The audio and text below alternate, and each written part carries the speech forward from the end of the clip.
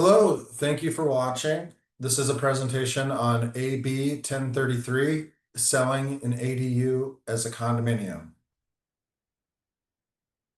Today's presentation is going to focus on AB 1033 and what it is and what it permits homeowners to do.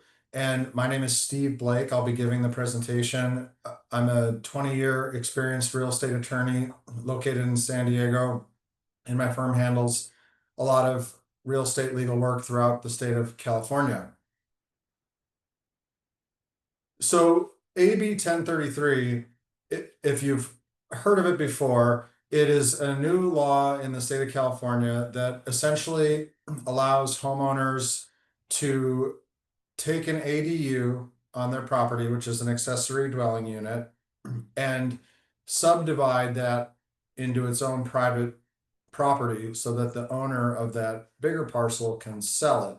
And what I'm going to talk about today is just some of the requirements that are needed in order to do this, such as planning and zoning compliance, submission of a condominium plan, compliance with the Davis-Sterling Act, and then health, safety, and building standards compliance that I'll talk about.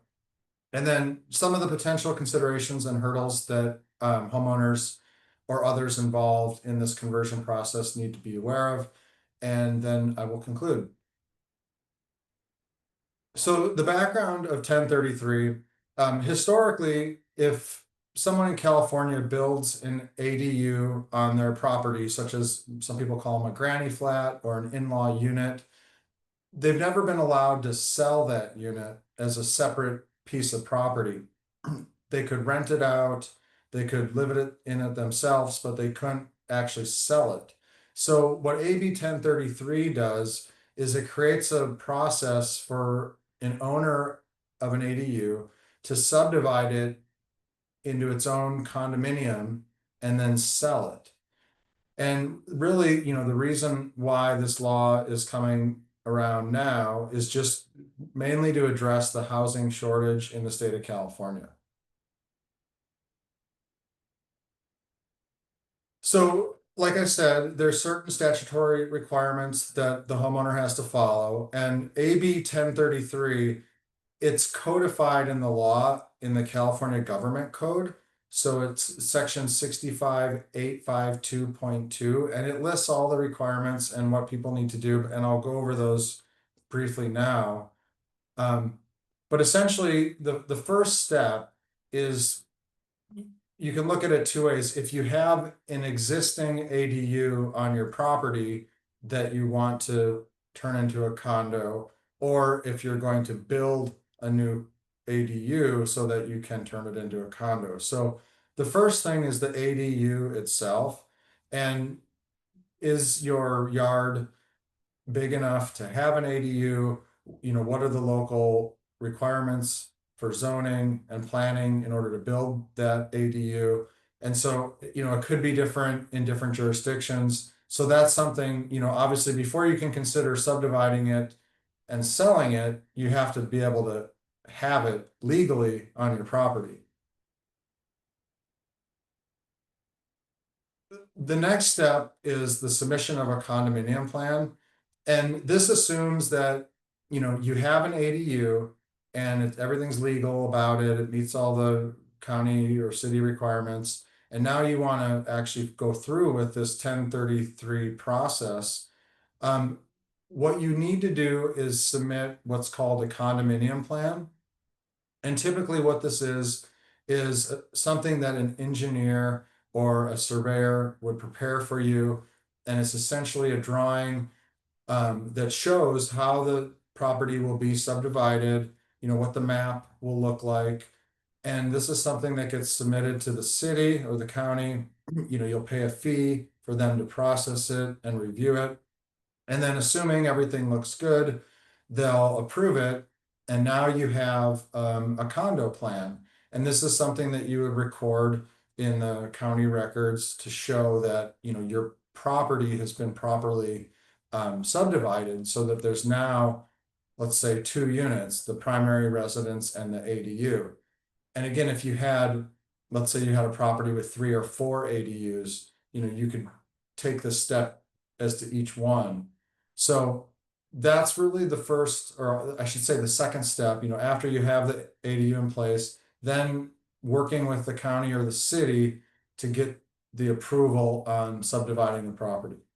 And you always want to check with your local jurisdiction and make sure that they have adopted 1033 because it's a state law, but the municipalities or counties, they get to opt into it. So if they haven't opted into this at this point, it may not be effective yet, but it looks like the trend is most cities and counties are going to opt into this over time. So you just want to make sure that it's even allowed in your city. Um, so the next step is now you have your property subdivided, so you have 2 units, and you need to create what's called an HOA or a homeowners association or a common interest development. And this is something when there's, multiple units on the same property, you're sharing utilities likely, you're probably sharing access rights. So the statute for AB 1033 requires that, you set up this common interest development. So there's a bunch of steps involved in that, but generally, you have to create an entity that is the HOA. Then you have to prepare, CC&Rs that get recorded. You have to prepare bylaws. And then you will have an HOA.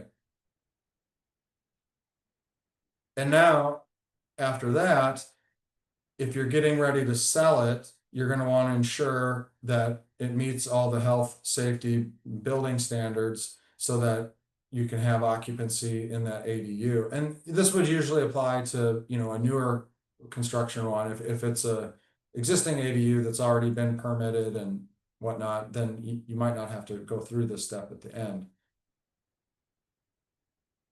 So the process, it's pretty straightforward, but there's some hurdles that you're going to encounter if you go through this.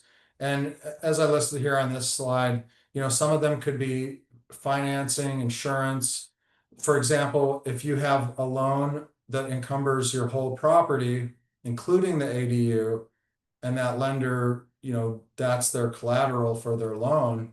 If you want to subdivide the property so that the ADU is its own separate unit, whoever buys that does not want to have your loan attached to it. So you're going to have to work with the lender potentially to adjust what the secured collateral is in the loan. And then also insurance considerations. Now that there's multiple units on the property, there may be some additional insurance coverages that are needed, or the premiums could increase. So those are things to consider. And then finally, HOA management. So now that you have an HOA, there's the Davis-Sterling Act in California, and it requires HOAs to follow certain rules and do certain things, such as having meetings, providing notice, to homeowners to enforce their CC&Rs. So there's a time commitment involved with that, and some people enjoy doing that type of stuff, some people do not. So it's something to just take into consideration if you're considering doing this. And then, finally, market considerations.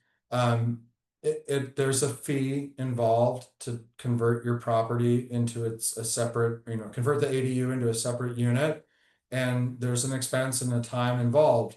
So if you're going to go through that time and expense, you want to make sure that, the market is going to react to that. And if, the market's not selling or people aren't buying ADUs as condominiums, then, maybe it's not the best option to do it.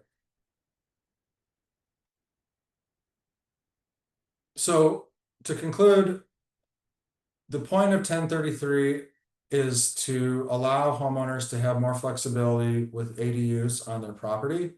And it's a great way to generate income from your property if you have an ADU that you would consider selling and you don't need it as part of your primary residence. But the flip side is you're going to have somebody living on your property that's could be very close. So there's a lot of things to consider, but What we can help you with as attorneys is the legal path to doing so. And like I mentioned in this presentation, the big steps that you're gonna have to need an attorney for is, ensuring that the ADU is compliant with the law, filing the condo map with the city or county, creating the HOA so that you can operate the common interest development, and then recording whatever necessary documents we need to. So it's a complicated process, but it doesn't have to be, and we're here to help you. And again, my name is Steve Blake, and thank you for watching this presentation today. Have a great day.